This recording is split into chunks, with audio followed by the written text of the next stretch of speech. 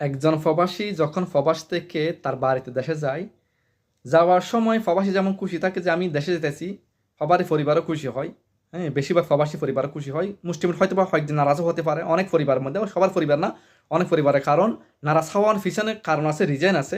রিজাইনটা হলো যে প্রবাসী যেতেছে না, সে মাস 2 মাস 3 মাস 4 মাস যা থাকে, তার পরিবারের মানুষ মানে যে হয়তো বা আর্থিক সমস্যা পড়বে কিনা এটা চিন্তা করে অনেক পরিবার আছে। যাও, এটা গেল কিছু ফ্যামিলির কথা। বেশিরভাগ ফ্যামিলি খুশি থাকে, প্রবাসী যেমন খুশি থাকে প্রবাসীর পরিবারও খুশি থাকে। যাওয়ার পরে 1 সপ্তাহ বা সপ্তাহ 10 দিন 15 দিন পরে দেখা যায় পরিবারের মধ্যে অন্যান্য সদস্য 2-1 জন ব্যতীত বাকি বেশিরভাগ সদস্য মানে প্রবাসী পরিবারের সদস্যদের মনোমালিন্য দেখা যায়। কেন? তার কারণ হলো বউ, সে আগে জামাই বিদেশ থাকা অবস্থায় খালতো ভাই, মামাতো ভাই, ফুলতো ভাই, তালতো ভাই, যত রকম ভাই ছিল, যত রকম তার মানে বন্ধু বান্ধব ছিল, তাদের খোঁজ খবর নিতে পারছে। এখন প্রবাসী আসছে, যা জামাই আসছে, তার স্বামী ঘরে, এখন তার সামনে সামনে ফোন করা যাবে না, করলেও স্বামী অপছন্দ করতেছে, ডাক পড়তেছে। সেজন্য মনে মনে স্বামী ভালোবাসা পাবে, সে এক প্রকার খুশি আর 2 প্রকার নারাজ। কারণ ডাক পড়তেছে, সে অন্য করতেছে, জামাই মানতেছে না, সে ডাক পড়তেছে। এইগুলো প্রবাসীর বউর কথা। প্রবাসী ছেলে সন্তান থাকলে তাদের হয়তো বা ঠিকমতো লেখাপড়া করতেছে না, স্কুলে যেতেছে না, মাদ্রাসায় যাইতেছে না, যার কারণে ওই প্রবাসী তার ছেলে সন্তানদেরকে ভালো পথে যাওয়ার জন্য ডাক দিতেছে। ডাক দিতেছে যে ভালোর জন্য, কিন্তু তার ছেলে সন্তানের জন্য সেটা বিপরীত। সেটা অনেকে মুখ ফসকে বলে ফেলে যে এই মানে আব্বারা চলে যাক, বিদেশ চলে যাক।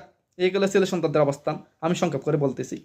তারপরে তার প্রবাসী যদি ছোটোখাটো ভাই বোন থাকে, তাহলে সে স্কুল কলেজে ঠিকমতো না পড়লে সে সেখানে ডাক পড়তেছে। আর যদি উপযুক্ত হয়ে থাকে তারা মেয়ে বোন হলে কোনো ছেলের সাথে কথা বলতেছে, ভাই ডাক দিতেছে।